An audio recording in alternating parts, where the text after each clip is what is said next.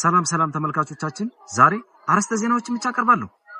በተደጋጋሚ ጊዜ የሰው ልጅ እንስሳ እንደሆነ ቢነገራቸውም አላምን ያሉ ወጣቶች ግን ዛሬ መጠየቃቸውን አላቆሙም። ይህን ተከትሎ እንግዲህ ለጠየቁት ጥያቄ የሰው ልጅ እንስሳ እንደሆነ ተናገራቸው። እንስሳ አእምሯቸው የነቀለ ሰዎች ግን ተነቅሎ ቢወድቅ ሰላም ይሆን ይመስለኛል። የኑሮ ውድነት መባባሱን ተከትሎ የወጡ ያሉ መረጃዎች አስደንጋጭ ናቸው።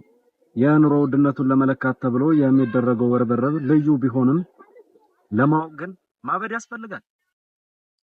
ጩኸ ላውራው እንጂ ማፍቀሬን አልክድም፣ ማፍቀሬን አልክድም፣ ማፍቀሬን አልክድም ያሉ ሰዎች መካር ጥሩ ነው አሉ። ዘንድሮ ቀኑ ተገልብጧል።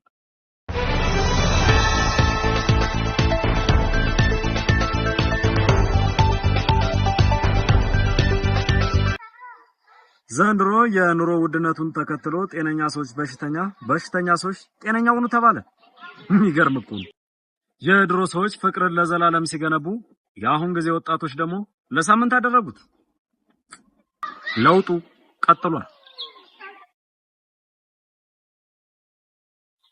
የመፍትሄ ሐሳብ አመጣለሁ ያሉ ሰዎች በራሳቸው ሐሳብ ግጭት ፈጠሩ። ከኤአይ ቀደም ይሮጣለሁ ያሉት ሰዎች አደልጧቸው ወደቁ። የተወዳዳሪን አቅም ማወቅ ታላቅ ችሎታ ነው። የደደብ ተማሪዎች ስም ዝርዝር ቀጣይ ሳምንት ይወጣል። ጎበዝ ተማሪዎች ተራችሁን ጠብቁ። በትናንትናው ዕለት አርሰናል ዋንጫ ማንሳቱን ተከትሎ የዩናይትድ ደጋፊዎች የአርሰናል ሜዳ ላይ ተገኝተው ከኳስ በላይ ተጠረዙ፣ ከዋንጫው በላይም ተሰቀሉ።